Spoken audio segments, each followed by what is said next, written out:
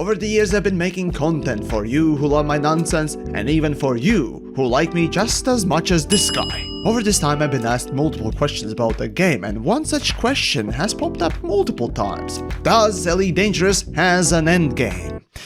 Well, due to the fact that, like it or not, Elite in its current malformed and botched update-laden version is a live service. Though not with loot boxes, yet it does have the surprise mechanics. In form of materials, it does not have an endgame. Still, that does not prevent players from drawing a line in the sand and calling a certain state at which you can call the game done. One of these states is when you can finally buy and outfit the biggest ship in the game, the ANACONDA. Back in the day, you see, before the glorious Imperial Wank Tank and the superb Federal Corvette, indeed, ANACONDA was the most expensive and powerful thing you could get. These days though, engineering and other unlocks, just like in any other live service games that are totally not there to waste your time, have been added.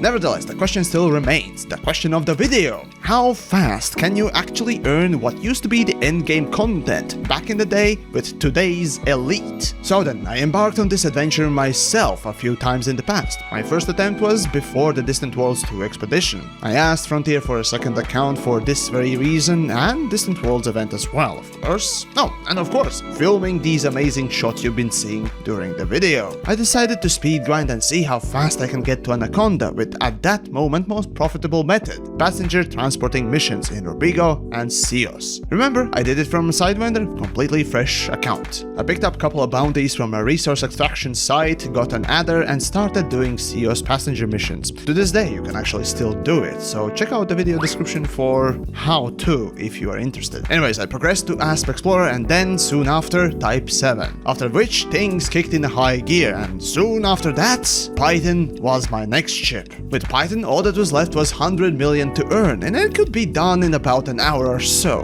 So then, in the end, I did it in around 12 hours, and even managed to stream it. Then some time passes, and a couple of weeks ago from today, a fellow creator, Exigius, organized the speedrun competition. Speedrunning to see how fast you can get any elite rank, be that trade, combat, or exploration. Now, combat is a slog and can't be in 24 hours, at least I speculate. Though I definitely know that you can do exploration in just about below 24-hour mark with Road to Riches. Yet trade, now that's where things get interesting. Due to recently added mining tools and commodities that come with the new gameplay, earning a huge fortune can be done faster than ever. Also, of course, I made a video on how to do it, so check the links down below if you want to learn. Okay, Yamix, we get it. Now just get on with it. How fast did you get Anaconda this time? Around 6 hours, with about 1 hour of wasted time. And if you don't count the upgrades and just purely buying the ship, 4 hours total. Yes, from complete zero, you can get Anaconda in 6 hours. My method was, well, simple. First, you spawn in with a fresh account or clear save. Then I did the first mission that grants you 10,000 credits. If you get lucky, the station that you give in that mission will have some gear for the Sidewinder. If it doesn't, well, you need to travel to it. Anyways, you need to outfit your ship to have at least 10 light year jump range, which is where the extra money comes in play. After outfitting, I headed out to the nearest high-value celestial object in the system nearby and scanned it. Overall, it granted me over 300,000 credits, but all I need is just 300,000.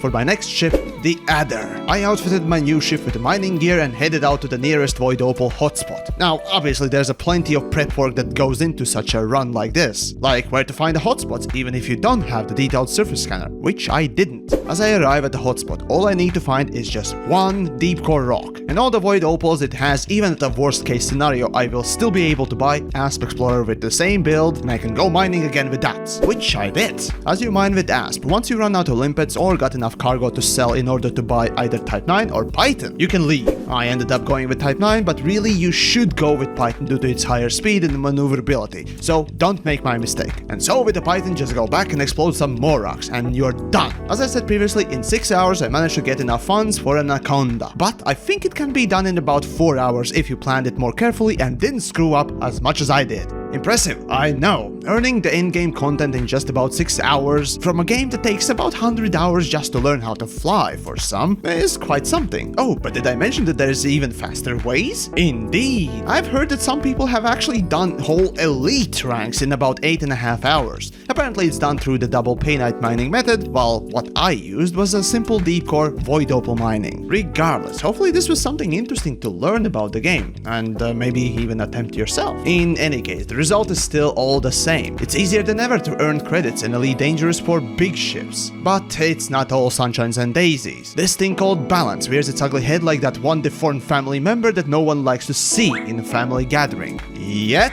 I think that's a story for another time. What I'm more curious about is, what do you think? Do you think that being able to earn this quote-unquote endgame content or reach the quote-unquote end game this quickly is a good thing or not? Well, in any case, do post it all down below, and of course do share the video. Hey, maybe someone will learn how to overcome the grind that plagues the game.